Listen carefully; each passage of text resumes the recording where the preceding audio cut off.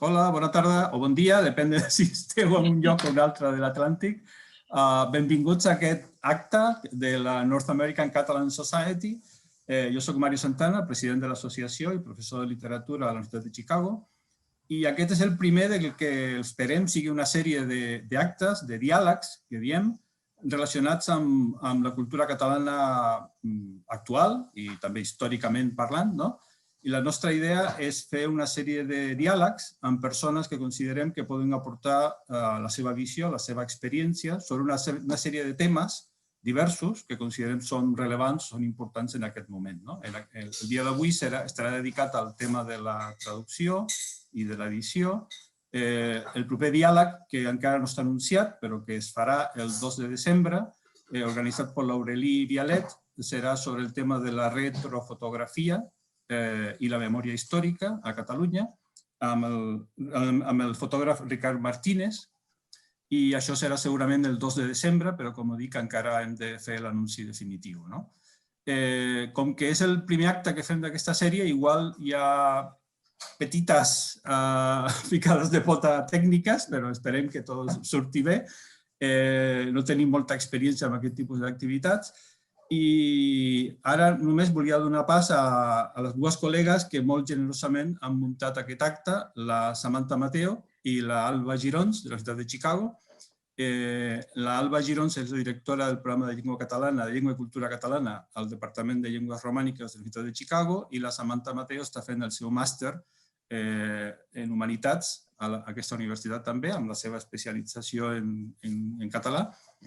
I comptem amb dues persones fonamentals en aquest moment per entendre el fenomen de l'edició i la traducció, que són Eugènia Brogi i Mara Lethem, però deixaré a l'Alba i a la Samantha perquè facin la presentació més formal. O sigui, benvingudes i benvinguts a aquest acte i espero que sigui molt fructífer i molt interessant per tothom.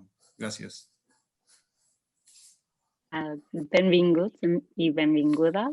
Les nostres interlocutores han tingut i tenen un paper important al món de la literatura catalana actual.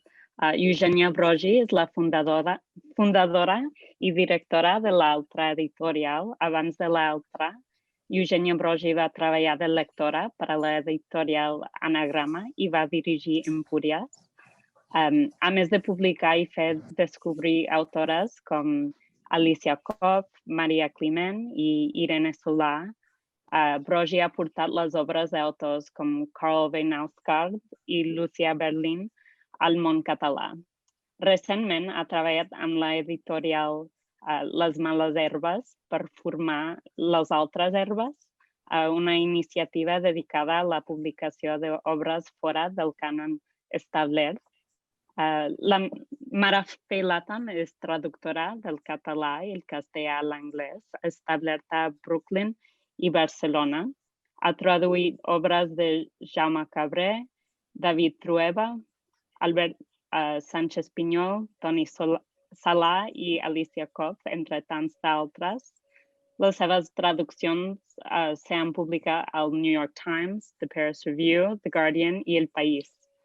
Aquest gener vinent es publicarà la seva traducció d'Aventures i Desventures de l'insòlit i admirable Joan Orpí, conquistador i fundador de la Nova Catalunya de Max Besora, amb Open Letter Books. Estem molt contents de comptar amb la seva presència aquí amb nosaltres avui, especialment durant aquest temps. Moltes gràcies i endavant amb la conversa. Gràcies, Sam. Abans de començar a parlar, dos temes tècnics. Una, teniu els micros tancats i això és perquè estem gravant la sessió, així que us demanem, si us plau, que els mantingueu tancats. I després, si teniu preguntes, com estructurarem la sessió és que primer tindrem una conversa amb l'Eugènia i amb la Mara i després tindrem una sessió obrirem torn de preguntes. Si teniu preguntes, si us plau, utilitzeu el xat i escriviu les preguntes i així les podrem moderar al final de la sessió. I sí, de moment això és tot. Molt bé, doncs un cop més, Mari i Eugènia, moltes gràcies per ser avui amb nosaltres. I una mica per començar, ens podríeu parlar de una mica la idea del cicle de la vida d'un llibre traduït, és a dir, des de que hi ha una proposta o la idea de traduir un llibre fins que el llibre arriba a les nostres mans i arriba a les llibreries. Què passa durant tot aquest procés, que és un procés que sovint està molt invisibilitzat i no sabem si el públic n'és gaire conscient de què passa. Com ho fem, Mara? Vols que comenci parlant jo de la part editorial i llavors tu parles de l'experiència traductora? D'acord, sí, sí. Vale. Jo no us veig, o sigui, us veig d'un en un només, perquè estic amb el mòbil. Ho dic perquè si parleu millor, perquè si feu el gesto no us sentiré. Vale, us explico. Jo soc editora de l'Altra Editorial i a l'editorial L'Altra publiquem tant autors d'aquí catalans que intentem, quan podem, exportar fora, o sigui, traduir a altres llengües, i després fem una altra tasca que ara explicaven també la Sam i l'Alba, que és incorporar autors de fora, escriptors americans o francesos, el que sigui, i traduir-los al català. Tot sovint, traductors com la Mara, per exemple, ens suggereixen escriptors d'arreu del món que ells han llegit, en la llengua de la qual tradueixen, i que ens proposen que els traduïm al català. Això és una bona font d'informació per nosaltres, perquè cada editor té les seves fonts i els seus agents literaris i les editorials amb qui treballa, però el consell o la recomanació dels traductors sovint és una bona porta d'entrada a escriptors que no coneixem. Això per una banda. Per l'altra banda, per explicar una mica com funciona el tema de la traducció, un cop, si la informació que traiem, diguem-ne, o que ens arriba del llibre no ve d'un traductor, o si ve d'un traductor, la primera cosa que fem és llegir l'obra per valorar-la i considerar si encaixa la línia editorial, si val la pena, si ens interessa o el que sigui. Un cop decidim que sí i que aquest llibre val la pena, el següent pas és veure qui té els drets sobre aquest llibre, qui és la persona que té, que normalment són agents literaris o editors, posar-nos en contacte amb la persona que té els drets i fer-li una proposta econòmica per poder adquirir els drets en llengua catalana concretament. Nosaltres fem llengua catalana, els companys d'editorials espanyoles fan llengües espanyoles. Nosaltres ho tenim molt fàcil perquè comprem per Catalunya i en català i prou. Els col·legues espanyols tenen un mercat molt més gran perquè també hi ha Latinoamèrica, vull dir que també s'han de parlar de diversos mercats. En el cas del català és ben fàcil. I un cop l'oferta està acceptada i l'agent literari o l'editor ens ha donat el vistiplau i hem signat un contracte, comencen les converses amb els traductors, que això la Mara ens ho explicarà molt millor, o almenys ens ho explicarà des del punt de vista del traductor, del receptor, que és que els editors normalment contactem amb traductors de confiança. Normalment, en el meu cas, anem a empreses i llavors sempre els diem, no, si pot ser per d'aquí 2 mesos o per... La feina de la traducció és una feina molt complicada i molt llarga i molt de precisió i molt de... I els editors sempre, bueno, no tots, però la majoria sempre tenim pressa i això afegeix una mica d'atabalament en tot el procés. Però vaja, aquí és on arribem, parlem amb el traductor. Jo normalment el que faig és enviar l'obra, proposar una tarifa i que la tarifa varia també segons llengua i segons urgència i segons llargada i segons coses. I un cop pactada la tarifa i un cop el traductor li va bé, diguem, fer aquella traducció i està d'acord, es posa a treballar, que aquí és on entra la part de la Mare. Jo crec que això funciona en totes dues bandes, no? Vull dir, tant funciona traduint, i en el meu cas, quan compro autors estrangers, com quan els meus autors catalans es tradueixen a l'estranger. Vull dir que funciona, és una manera de funcionar que em sembla que és bidireccional. Sí, bueno, jo crec que són mercats tan diferents quan estem parlant de traduccions entre català i anglès, perquè hi ha també unes dinàmiques de poder lingüístic i d'hegemonia, no? Que aquí traduïm molt més de l'anglès, coses que jo diria que a mi em costaria justificar perquè una història sobre Brooklyn, que no sé què, no sé quant, interessaria a un públic català i potser no, perquè tampoc no venen com xurros. Però a l'enrevés comprem molt menys. És que diuen que és un 3% del mercat que són traduccions i aquí és gairebé un 30%, no? A l'estat espanyol, en general. Jo normalment treballo amb llibres que m'han vingut des d'editors. Sé que hi ha traductors que funcionen més de portar llibres i ara començo a fer això, però clar, com que la gran majoria de traductors que tradueixen a l'anglès també són professors o fan altres coses. Jo, com que només faig traduccions, faig moltes mostres, 3 capítols. El meu marit em diu, has llegit els 3 primers capítols de cada llibre que ha sortit enguany.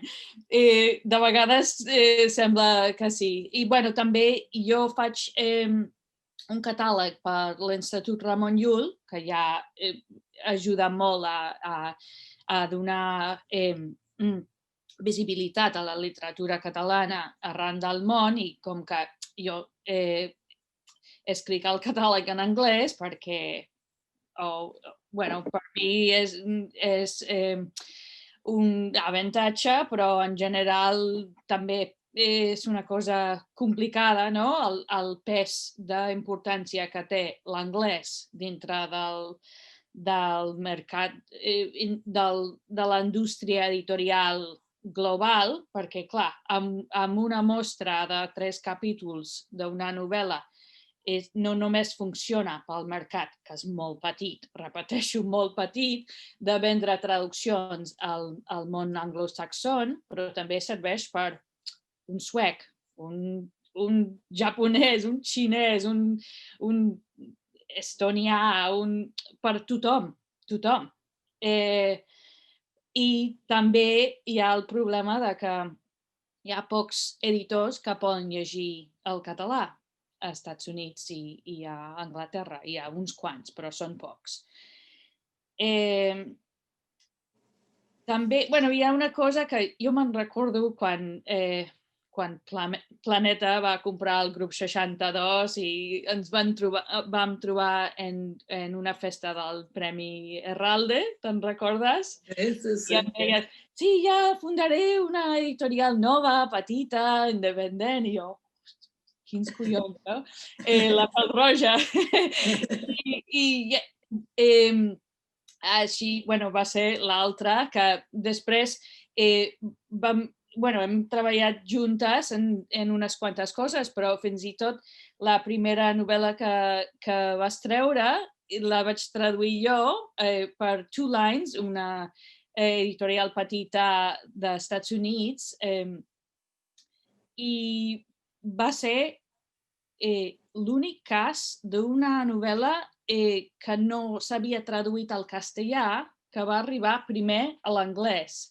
Que això ja, amb el català, també tu has tingut els ovaris de treure les novel·les del Nauscar després que haguessin sortit amb anagrama, i això ja és poc comú, perquè normalment, com a mercat de traducció, o bé és un peatge que un llibre ha de passar pel castellà abans d'arribar a un públic més ampli, o simplement, ara moltes vegades treuen les edicions simultànies perquè, clar, si pensen que és un llibre que tindrà públic i un gran interès, ja treuen les edicions a la vegada. No sé si... Això és curiós, sí. Jo crec que això està canviant. Jo crec que justament quan tu devies començar a traduir i quan jo devia començar a fer d'editora al grup 62, tinc la sensació que això no passava. O sigui, que realment, si un autor català es traduïa a l'estranger, sempre havia d'estar primer traduït al castellà. Si no, era molt difícil que arribés. I això crec que està canviant, perquè amb el Toni Sala, que és aquesta obra que comentava la mare, que va traduir ella de l'altra, però també, i amb el Toni Sala vam venir aquí a la Universitat de Chicago, per cert, però també amb el Max Besora. Tampoc s'ha traduït al castellà el Max Besora, oi? És veritat. Vull dir que n'hi ha uns quants, vull dir que tinc la sensació que no sé ben bé per què, no sé si és un motiu polític o és un motiu, diguem-ne, ja social, de mercat, que realment ara es tradueixen, cosa que tampoc passava abans, novel·les al català sense que es tradueixin al castellà. També, que també és estrany, això. I a la inversa, autors catalans es publiquen a fora sense haver passat pel castellà. Això abans no passava, és nou. Eugènia, perdona, no, perquè això anava una mica lligat amb la pregunta que volia fer de si parlem de traducció de literatura catalana a altres llengües, crec que tots pensem en 2007, Fira de Frankfurt, i un abans i un després.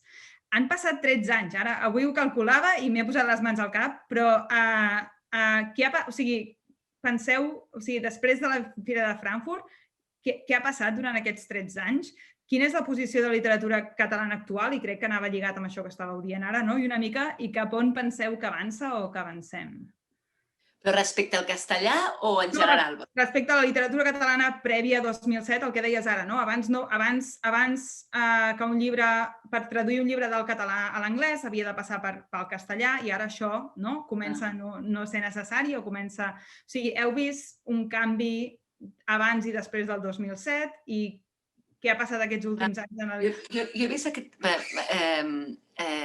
Jo explico la meva visió, després la Mare que expliqui, perquè jo crec que la Mare en sap més d'això, perquè ella, com que veu l'altra banda, però jo tinc la sensació que podria ser Frankfurt, no ho sé.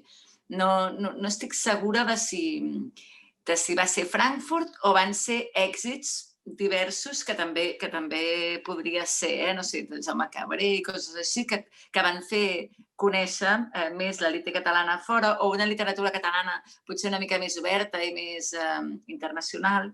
I llavors sí que tinc la sensació que en els últims anys, el que dèiem ara, la nostra, no sé si la resta de gent esteu gaire situats, però el mercat a Catalunya és molt complicat perquè conviuen dues llengües, lògicament, el català i el castellà, i per tant, tots els llibres o la majoria de llibres que es tradueixen de l'estranger aquí, hi ha dues edicions, l'edició catalana i l'edició castellana, o de molts.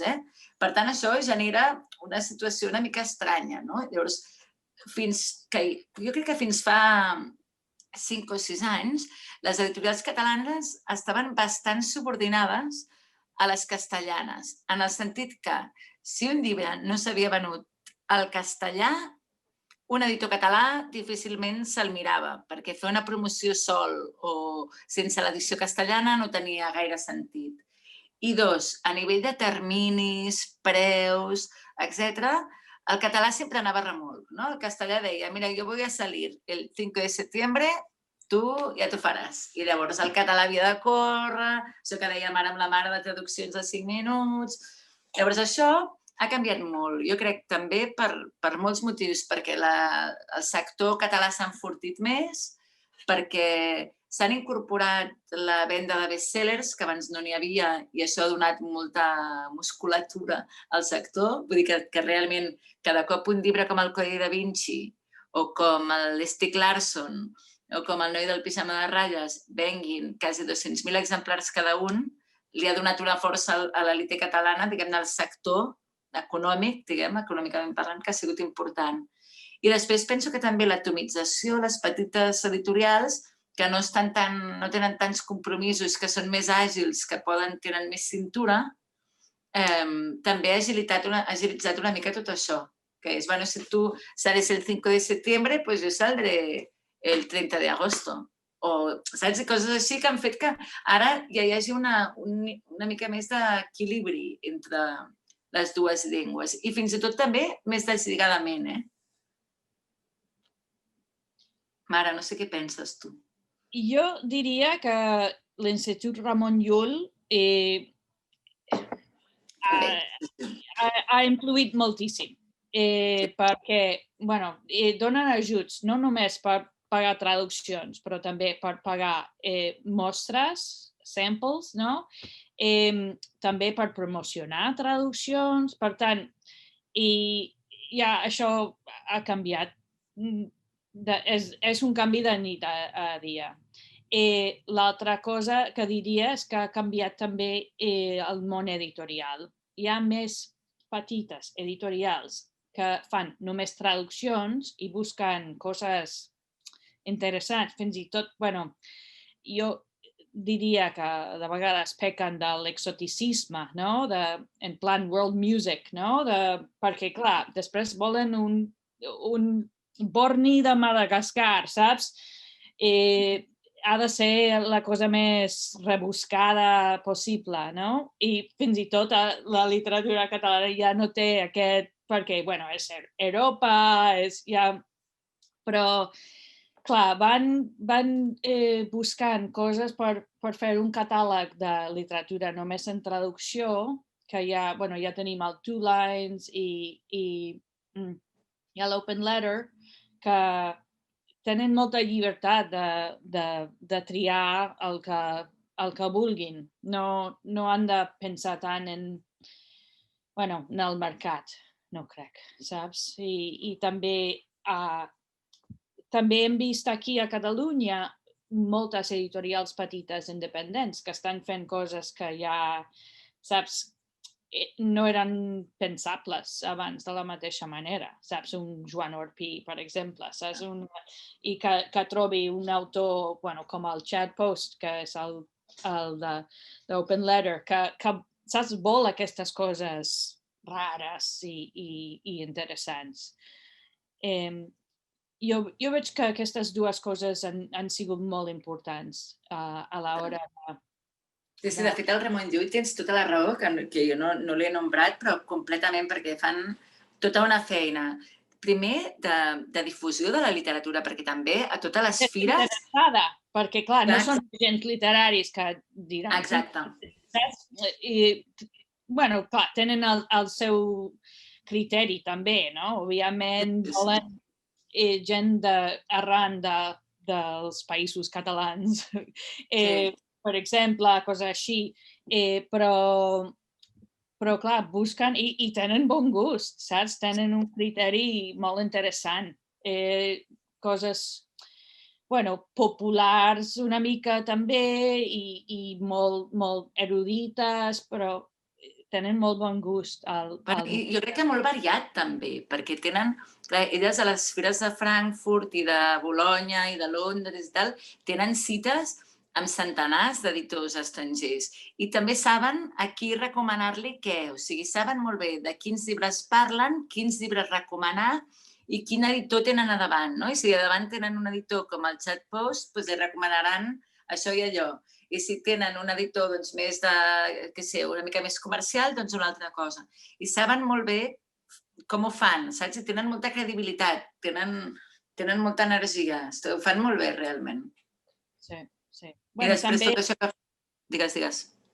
No, també diria que ha crescut el que és el món d'agents literaris, també, aquí. Sí. Que abans no era el normal que tothom tingués un agent. I ara ja és bastant... Ja n'hi ha molts. Sí que és veritat que entre els agents i el Llull, que també preparen, això que explicava la mare, que de fet molts dels fa ella, que són sample translations, no? Perquè això fa que si un editor americà o francès no pot llegir el català i no hi ha traducció castellana, que és el que dèiem abans, doncs sempre pot passar pel sample en anglès, que és el que jo faig servir també per rellegir llibres alemanys o llibres de llengües que no llegeixo, no? Rus. Per tant, això també ha sigut molt útil, aquest material, jo crec. Sí, jo no sé com ho veus tu, però jo no crec que fa 13 anys hi havia aquí els scouts literaris. No n'hi havia. I ara sí.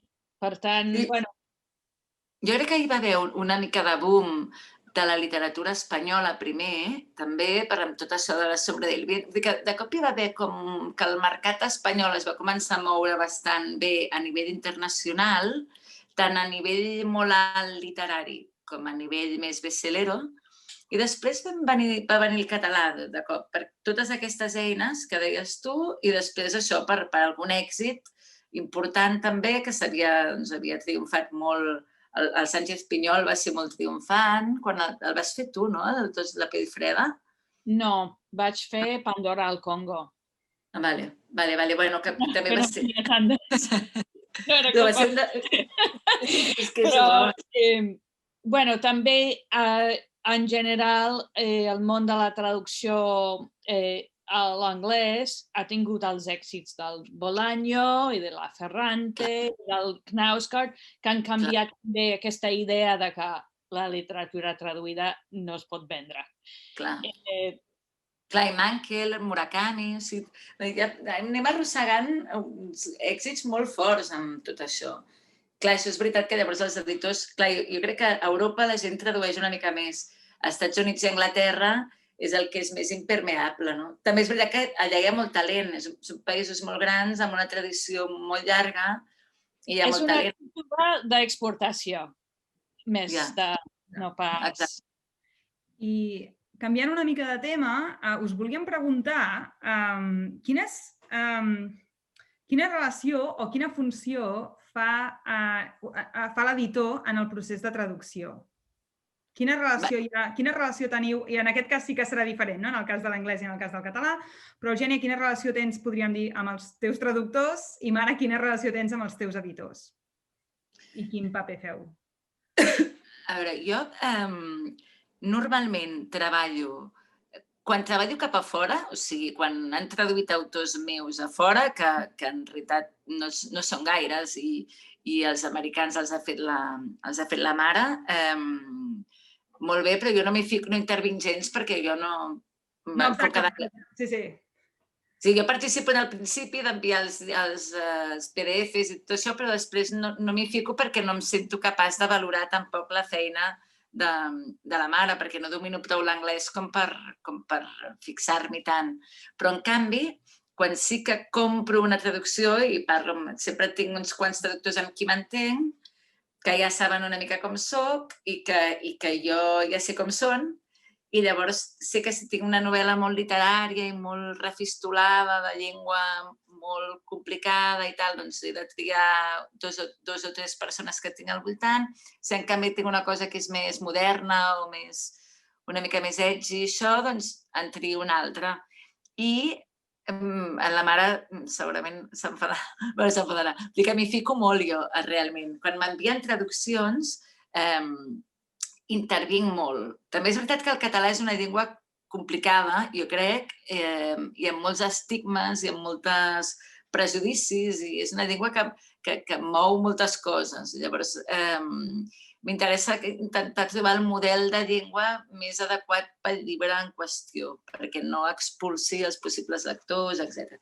Llavors sí que m'hi fico una mica, però vaja, no imposo mai res, però sí que participo bastant un cop el traductor ha acabat. Llavors sí que intento, com a mínim, hi faig una llegida segur i intervinc bastant. Després sempre discutim i he de dir que és una de les feines que més m'agrada de l'editorial, perquè, hosti, veure un text com canvies d'una llengua a l'altra és al·lucinant. Suposo que la mare això, clar, si ho fas tu encara ha de ser més flipant, però que sí que és interessant veure com canvien i com llegeixes un llibre en una llengua i en una altra. Em sembla apassionant, la veritat. Tot molt xulo. Bueno, no m'enfadaria, al contrari, a mi m'agrada, el que em fa enfadar de vegades és quan em tornen un manuscrit i no han fet gens de correccions, perquè després penso que jo no soc perfecta, jo quants més ulls millor i que hi haurà moments quan dic no, això és, bueno, fins i tot tenim STET en anglès, que és no, deixa'l tal com és, que no dubto en fer-lo servir, però a la vegada, clar, es pot trobar de tot i sempre es pot millorar i sempre va bé. Bueno, de vegades jo llegint un text veig que no s'entén això tal com voldria i clar, és difícil saber quan deixar de corregir o quan deixar de ficar-hi mà, però jo aprecio molt la feina dels editors en aquest sentit. Què era la pregunta inicial? No, això, o sigui, quina relació tenies amb els teus editors en anglès i quina funció feien? I això venia una mica, context o el raonament que teníem darrere aquesta pregunta era que s'ha parlat durant molts anys de la invisibilitat del traductor i crec que hi ha una altra invisibilitat en el món editorial, que és l'editor, que sembla que hi hagi una mena de...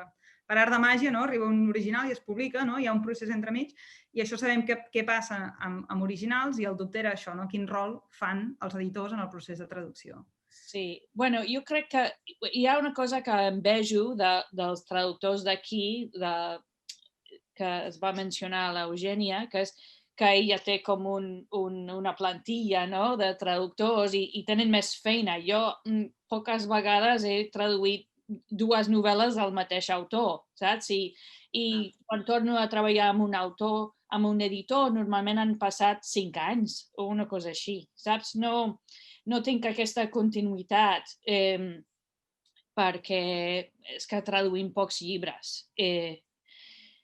Però una cosa que no em vejo, que també ha mencionat l'Eugènia, és el tema de les presses aquí, que normalment a Estats Units o a Anglaterra tenim, després de lliurar un manuscrit, tenim un any gairebé entre el lliurament i la publicació, i de vegades molt més. De fet, els millors editors, els més prestigiosos, amb els quals he treballat, triguen més.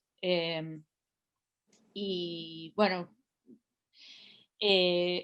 això és complicat, perquè, clar, també normalment ens passen les correccions i volen que els mirem en 2 setmanes, després d'haver tingut la traducció ja uns quants mesos al despatx. Però, bueno, dintre de tot, jo aprecio molt quan un editor dona suggerències o qüestiona, perquè m'ajuda a veure la meva feina d'una altra manera. Però amb els anys el que més he desenvolupat són relacions amb els autors, que reivindico que estic treballant en un text, no amb un autor, però m'ajuda molt conversar amb ells, normalment és a través de correu electrònic, però fins i tot quan no tenen les respostes precisament o m'ajuda molt a entendre la seva perspectiva i fins i tot l'any passat vaig fer una residència amb una autora catalana, la Marta Orriols, per treballar una novel·la que havia traduït en una fase final del procés i va ser molt enriquidor i sempre busco la complicitat de l'autor per dubtes, sobretot, però també m'ajuda a entendre, perquè de vegades em diuen, no sé, em surt així, no t'ho puc explicar, però això també és informació, saps? Molt bé. A l'hora de decidir quins textos es tradueixen, tant en una direcció com en l'altra, us heu trobat, o no sé si voleu comentar, si hi ha certs temes que funcionin o que no funcionin, o certs llibres que siguin més fàcils o més difícils d'importar o d'exportar? En el meu cas, per exemple, la reflexió que em faig torna a ser una mica el que ja hem comentat abans, que és el fet de conviure amb el castellà. O sigui, hi ha moments, i tampoc sé explicar exactament per què, però tinc amics editors castellans. Ara m'ha passat amb una novel·la, per exemple, que han comprat, per exemple, una novel·la que els ha agradat molt i me l'envien i em diuen compra-la per al català, compra-la per al català. I la llegeixo. M'agrada molt la novel·la, però no la veig pel català, pel que sigui, perquè és una novel·la potser una mica massa marginal o una mica massa que toca temes que potser a Catalunya no són tan habituals, però tampoc sabria dir-te quins, perquè de cop aquí som igual de moderns que a tot arreu, vull dir que podem parlar de 1000 temes, però que pel que sigui alguna cosa que o és més desagradable o... Ara m'ha passat amb una novel·la que us diré quina és, tot i que potser m'estic aquí enterrant viva perquè acaba de guanyar el Booker Prize i és la novel·la Shuggie Bain, que és un autor irlandès, que és una novel·la que és collonuda, però per català no la veig. Ara, d'aquí un any, veurem si l'ha patat o no, però no sé per què, no sabria explicar per què, però no ho acabo de veure. L'he llegit sencera, m'ha agradat molt, m'ha commogut, però no la veig.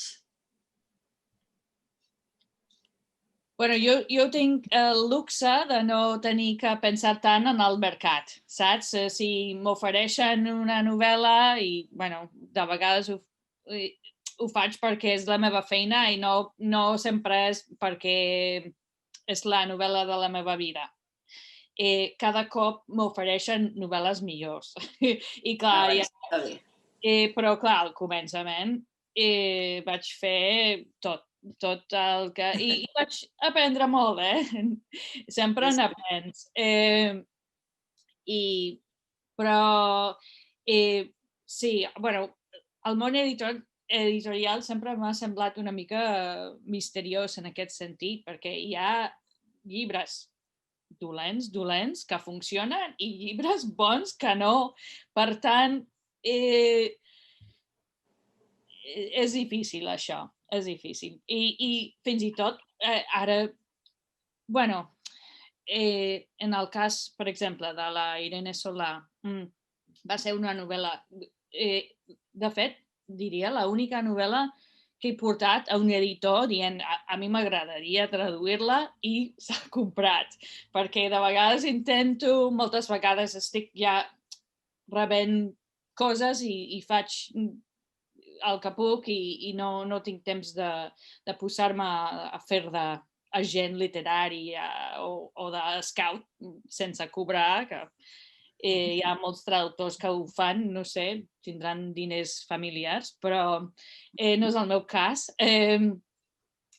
Però que és l'única vegada que he dit, mira, m'agradaria traduir aquest llibre i ho han comprat i ha sortit.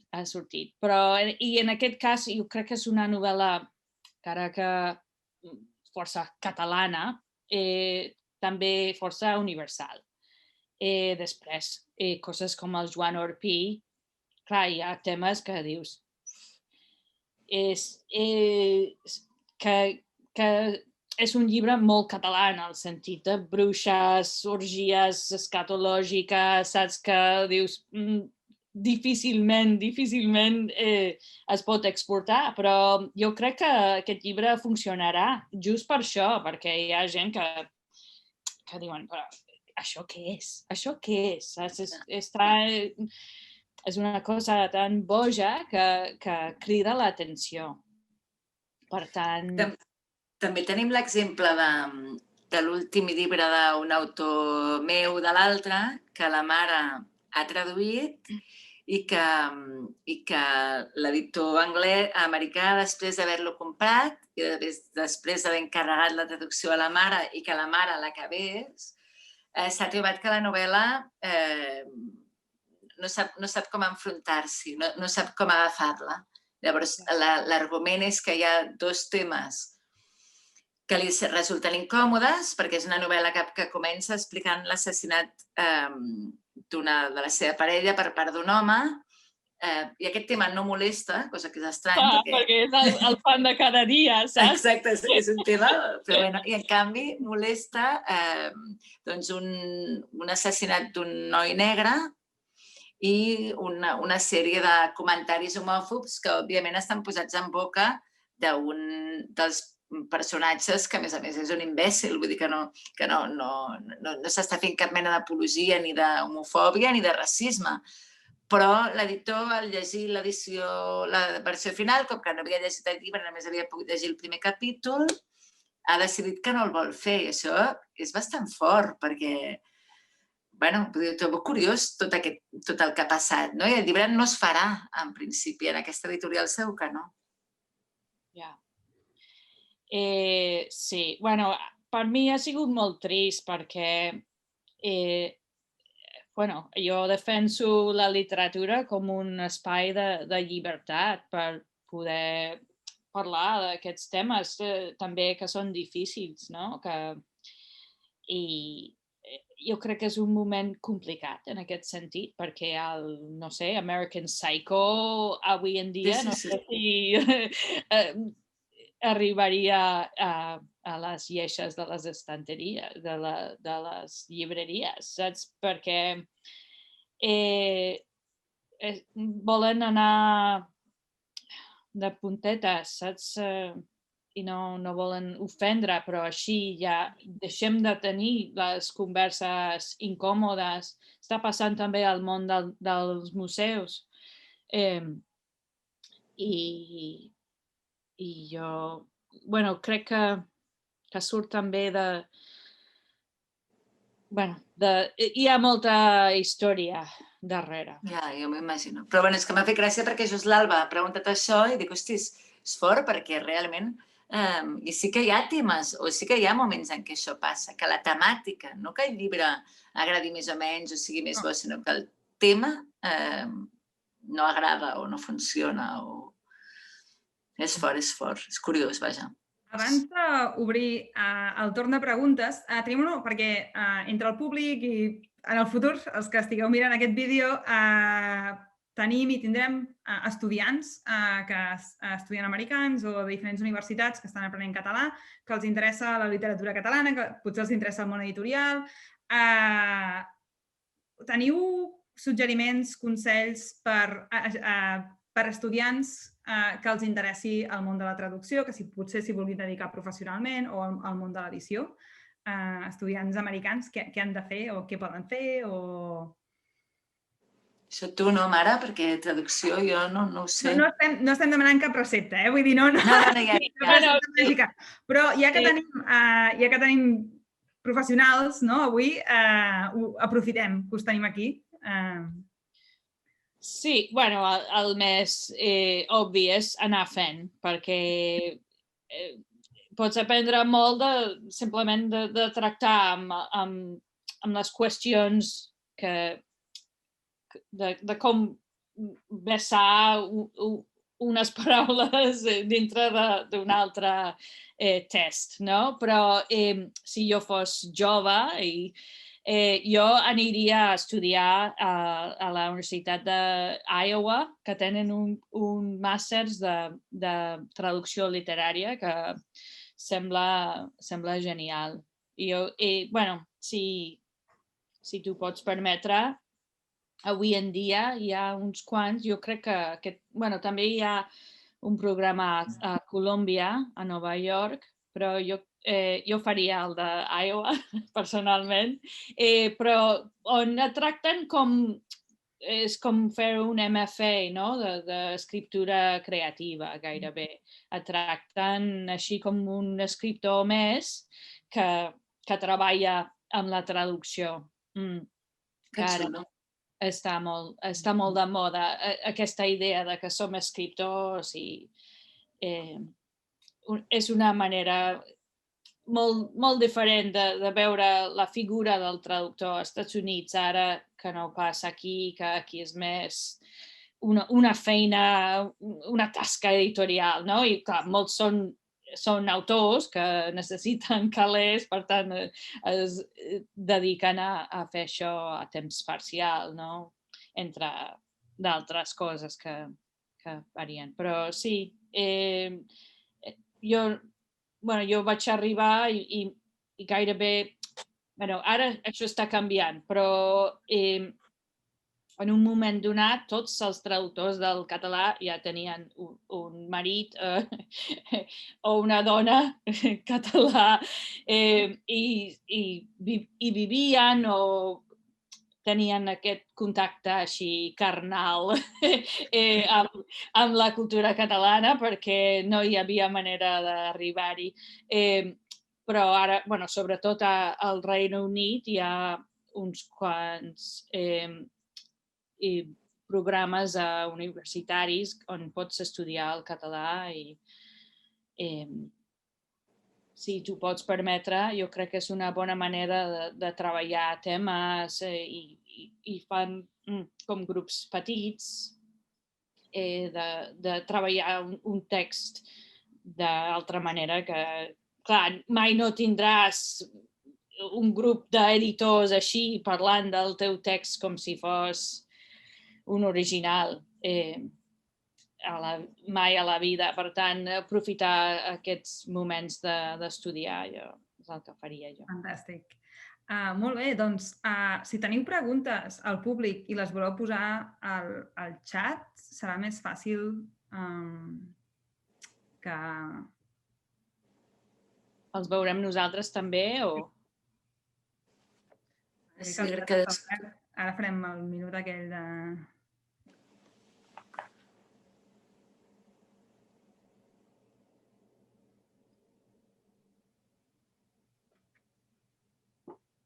Oh, no hi ha cap pregunta. Jo puc continuar preguntant coses, però...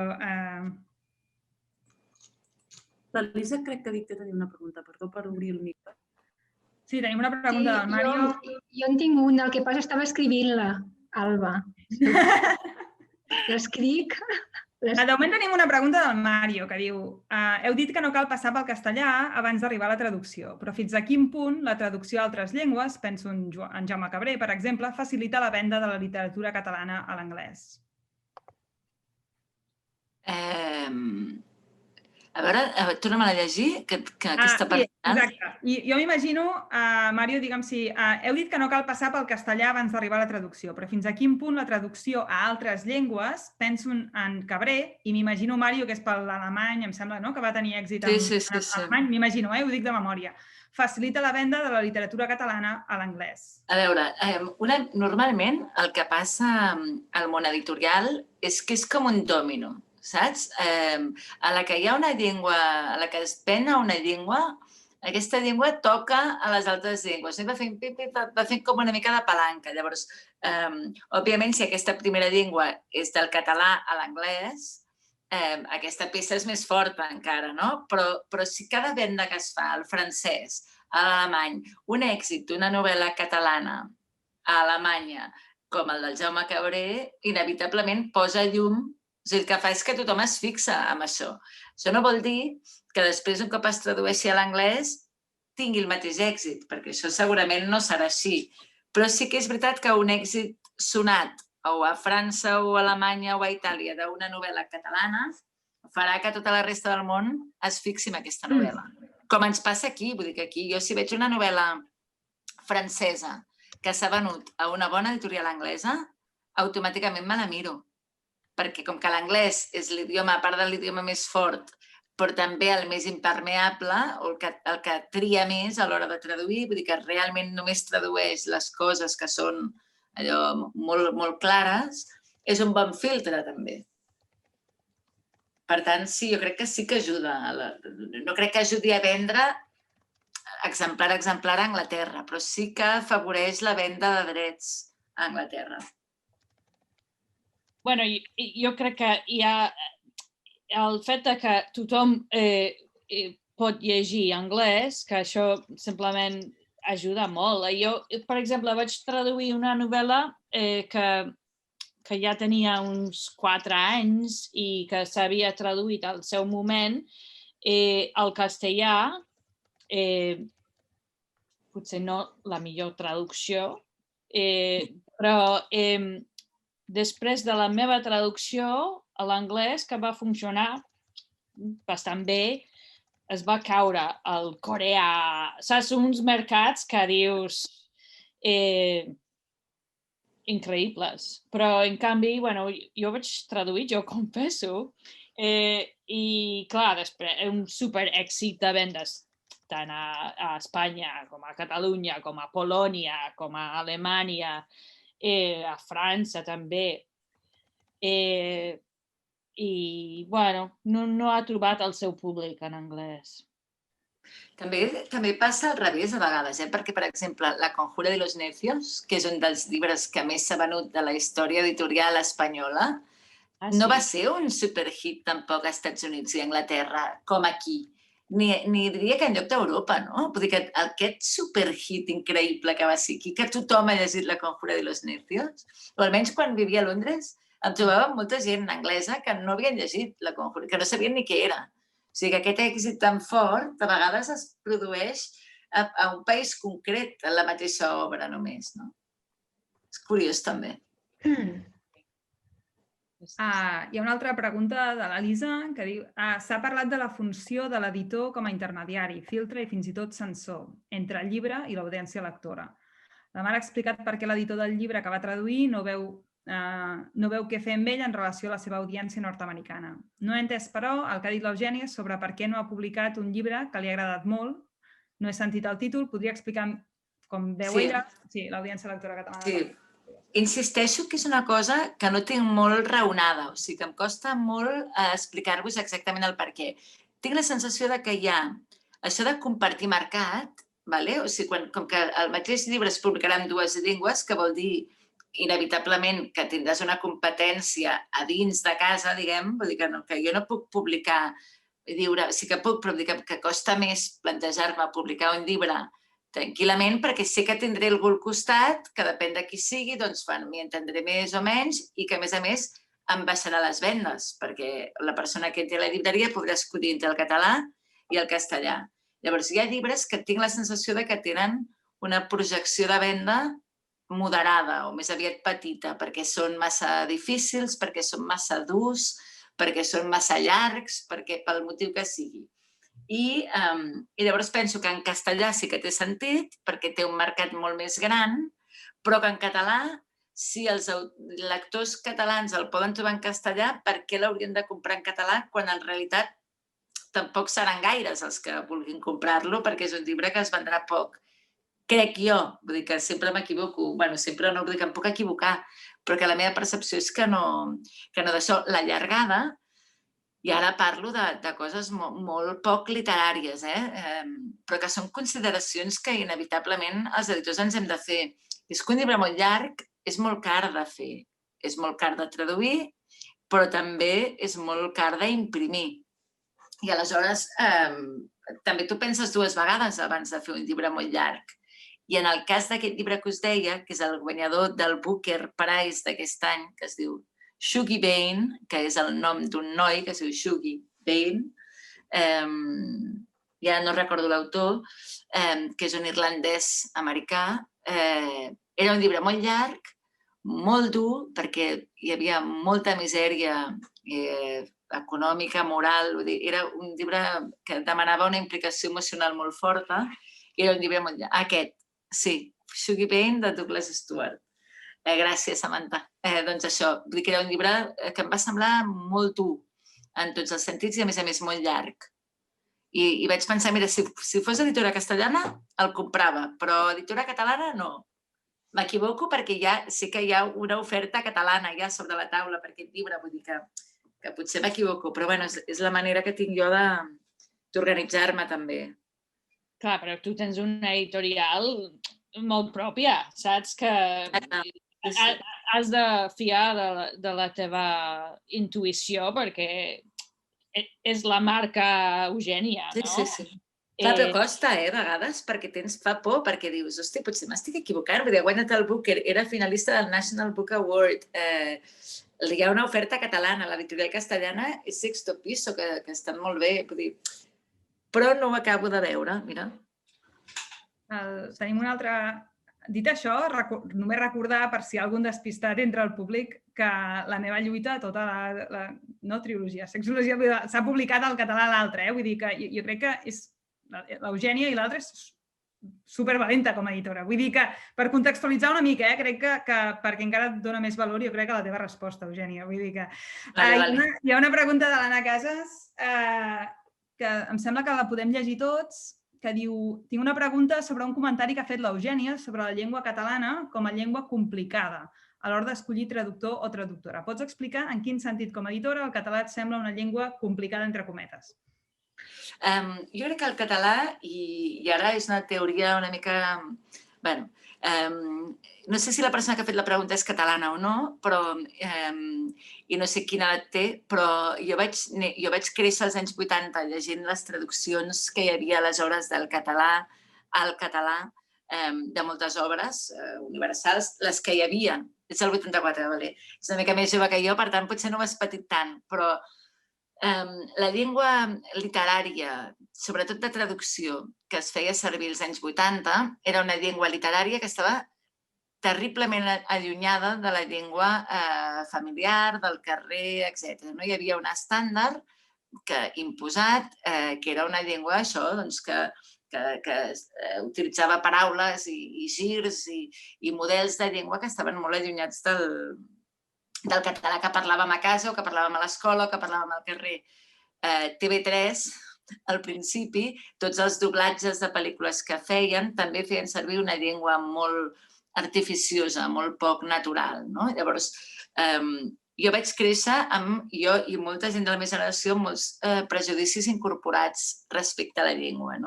I jo crec que en aquests últims anys els traductors, també hi havia, els traductors aleshores hi havia menys formació i jo crec que també no eren tan bons com ara. Ara tenim un planter de traductors al català esplèndid, tenim traductors d'altíssim nivell, de registres molt diferents, de procedències de Catalunya també molt diferents i gent com el Yannick Garcia que incorpora trets de la seva parla d'Amposta tranquil·lament i naturalment, sense que això vulgui dir res.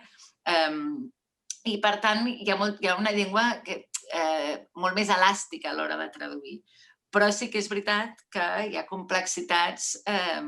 No sé, que si de cop una novel·la es tradueix amb un model de llengua o amb un altre, jo crec que canvia molt.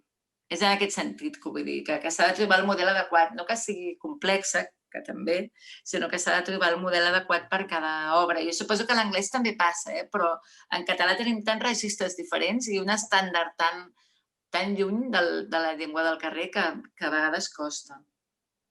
I tenim una última pregunta del Mario Santana, del Mario, que parla sobre els e-book, el llibre electrònic, i reflexiona dient que el llibre electrònic ha tingut un impacte notable al món editorial en llengua catalana per la possibilitat de comprar des de qualsevol punt del planeta. Fins a quin punt el negoci editorial en català es beneficia de l'edició electrònica? Què en penseu?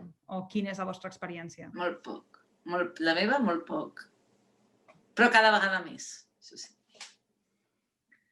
Tu, Mare?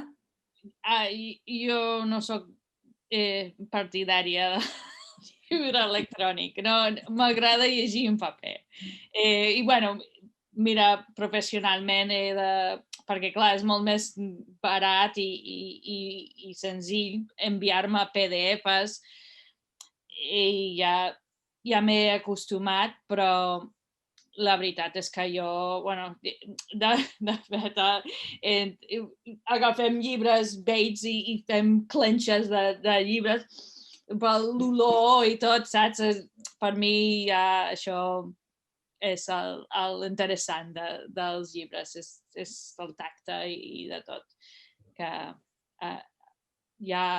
a mi m'agradaria allunyar-me més de l'ordinador del que sigui possible avui en dia i amb la feina que tinc. Però clar, quan vull llegir una cosa, vull llegir en paper.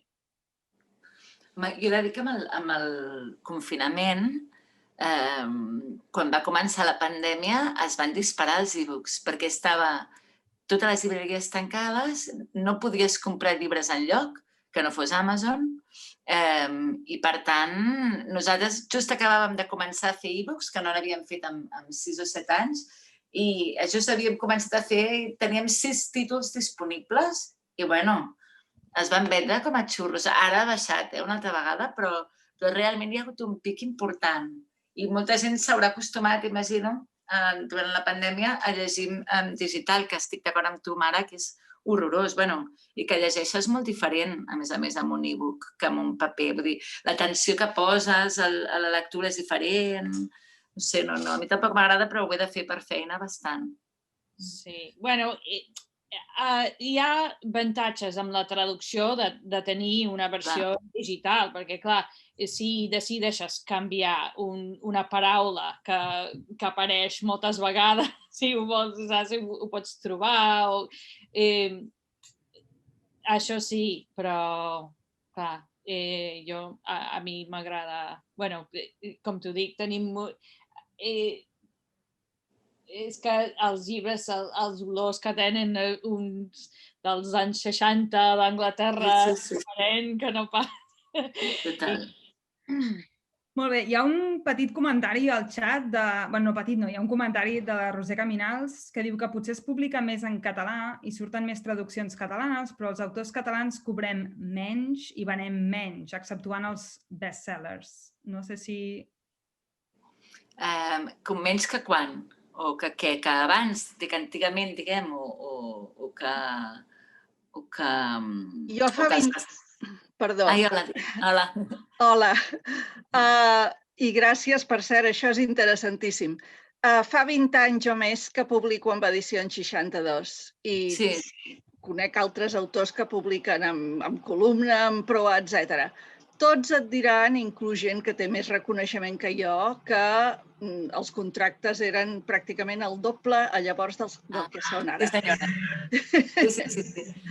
Sí, tens raó. A principis dels 2000, a finals dels 90, a principis dels 2000, hi havia uns contractes realment, es pagaven anticips molt alts aquí, és veritat, a Catalunya. Quan jo treballava al grup 62 me'n recordo que hi havia... Les bestretes eren molt altes, No sé, no en sé prou, diguem, o em costa imaginar el per què això passa. Jo crec que deu haver-hi... Se'n van anar una mica massa cap amunt i ara han anat una mica massa cap avall, diguem, no? O sigui, hi ha una relació directa entre els diners que cobra un autor i els llibres que ven, no? Hi hauria de ser. Tinc la sensació que en aquella època, era l'època que en diem de les vaques grasses, que hi havia... De cop tot anava molt bé, es venien molts llibres, i tot semblava que era normal, cosa que en el món editorial català normal tampoc ho som gaire. I llavors jo crec que es van accedir per pagant anticips que estaven molt allunyats de la realitat de les vendes i ara a l'hora de compensar-ho s'han passat per l'altra banda. Llavors, si tu pagues un anticip molt alt, però no promociones el llibre i no l'acompanyes i no el portes a les llibreries i no passeges a l'autor i tot, no el vendràs al final.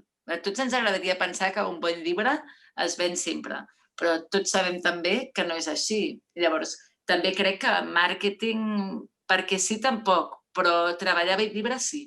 Llavors, jo crec que en aquella època, també perquè les editorials eren més grans, fixa't que la Campana, quan en aquests anys que parlem, la Campana, que era una editorial amb una sola persona, bueno, dues, els llibres que feia els venia tots i em venia un fotimer i dubto que pagués anticips molt alts.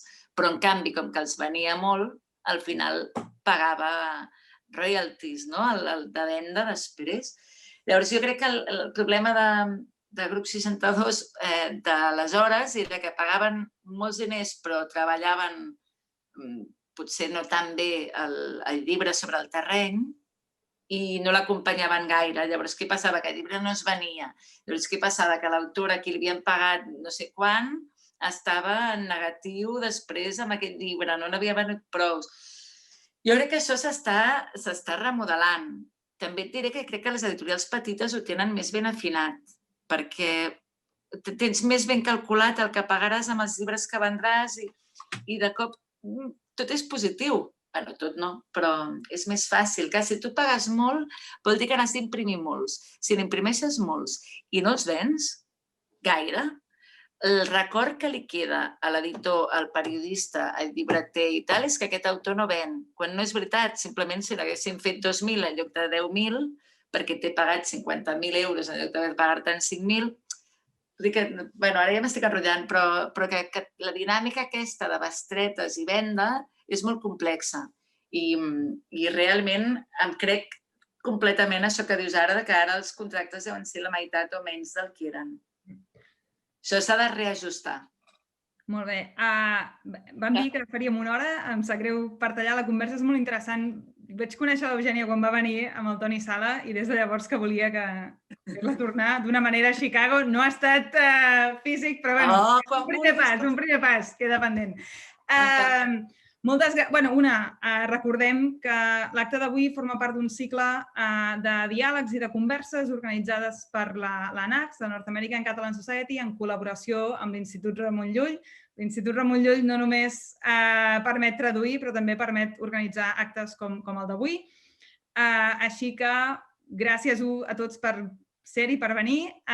Gràcies un cop més a Eugènia i Mara, perquè a aquestes hores ja a Catalunya és una mica tard. No sé si, Mario, vols dir alguna cosa més abans de... Sí, bueno, només agrair a tothom que hagi vingut aquesta tarda o aquest matí, en el cas del que esteu als Estats Units, a aquesta reunió, i recordar-los que d'aquí a un parell de setmanes tindrem el segon diàleg, que s'anunciarà aviat aquesta setmana, i que el portarà l'Aureli Vialet.